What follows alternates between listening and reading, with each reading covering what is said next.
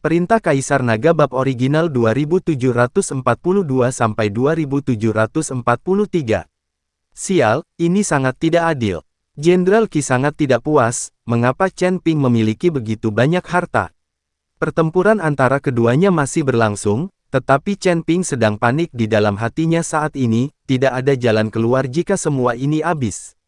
Sepertinya kita hanya bisa menggunakannya. Chen Ping mengerang, lalu mundur, dan mundur dari pertempuran secara langsung, membiarkan binatang buas itu menjerat Jenderal Qi.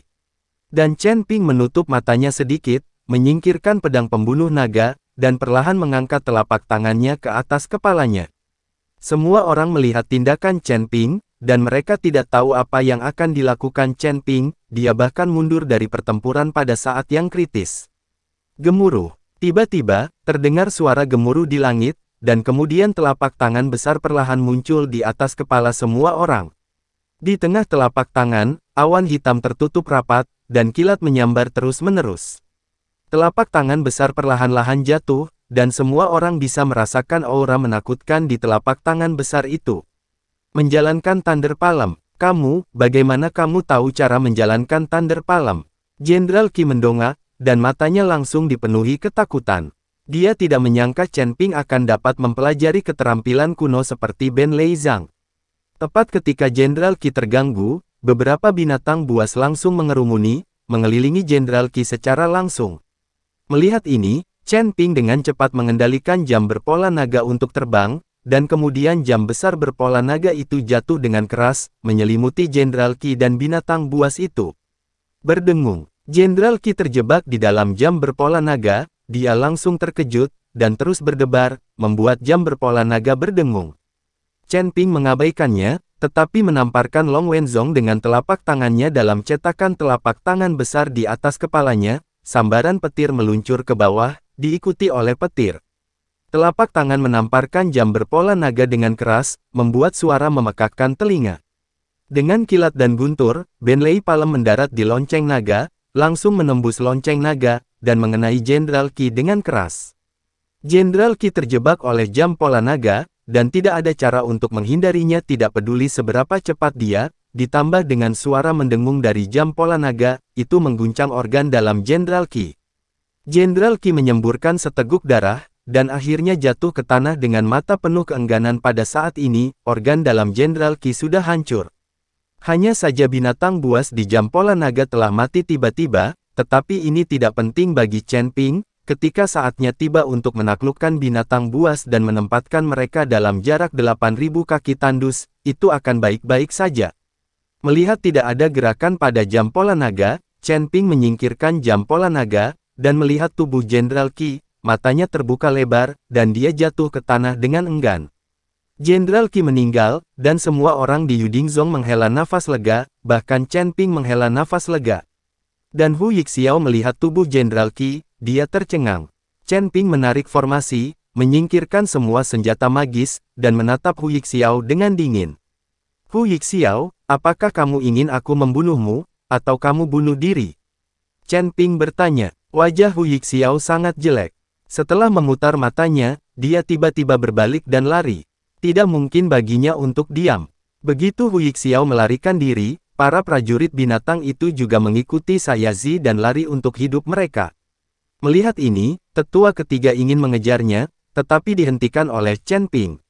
Setelah menghentikan tetua ketiga, wajah Chen Ping menjadi pucat, dan dia langsung mengeluarkan seteguk darah. Pada saat ini, tubuh Chen Ping jatuh ke belakang dengan keras. Setelah bertarung dengan Jenderal Qi, Chen Ping menggunakan segala cara untuk nyaris membunuhnya, dan Chen Ping sendiri hampir kelelahan, tubuhnya sangat lemah. Tuan Chen Ping, penatua ketiga dan Liu Ruyan terus berteriak, tetapi Chen Ping menutup matanya dengan erat dan tetap tidak bergerak. Tetua ketiga, pergi dan dapatkan semua pil tingkat tinggi dari Sekte Kuali Giok segera. Chen Ping disebabkan oleh konsumsi energi spiritual yang berlebihan dan tubuh yang lemah, biarkan dia pulih secepat mungkin. Liu Ruyan buru-buru memerintahkan penatua ketiga.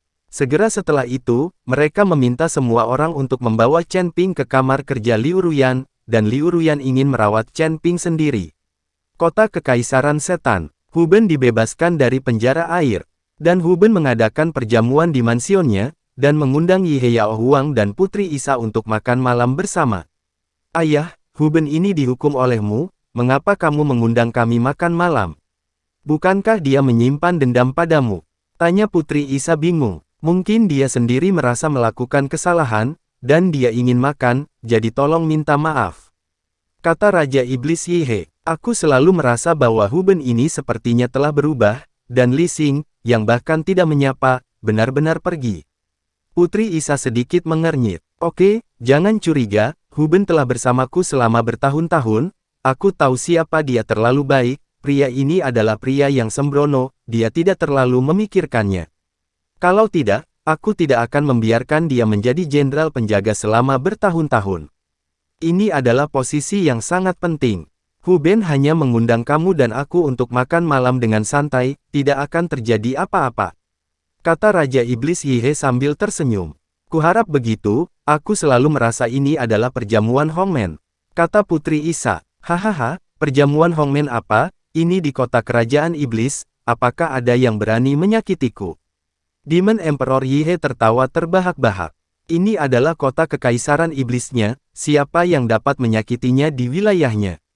Melihat ini, Yixia tidak mengatakan apa-apa lagi, mungkin dia terlalu banyak berpikir, maka Huben seharusnya tidak memiliki niat jahat. Kaisar Iblis Yihe membawa Yixia ke rumah Huben. Huben sudah lama menunggu di pintu, dan ketika dia melihat Yi Yao Huang dan Yixia datang, dia menyapa mereka dengan kegembiraan di wajahnya. Yao Huang, aku sangat senang kamu bisa datang. Aku khawatir jika aku melakukan kesalahan, itu akan membuat Yao Huang dan sang putri tidak senang. Kamu tidak ingin menunjukkan wajahmu kepadaku.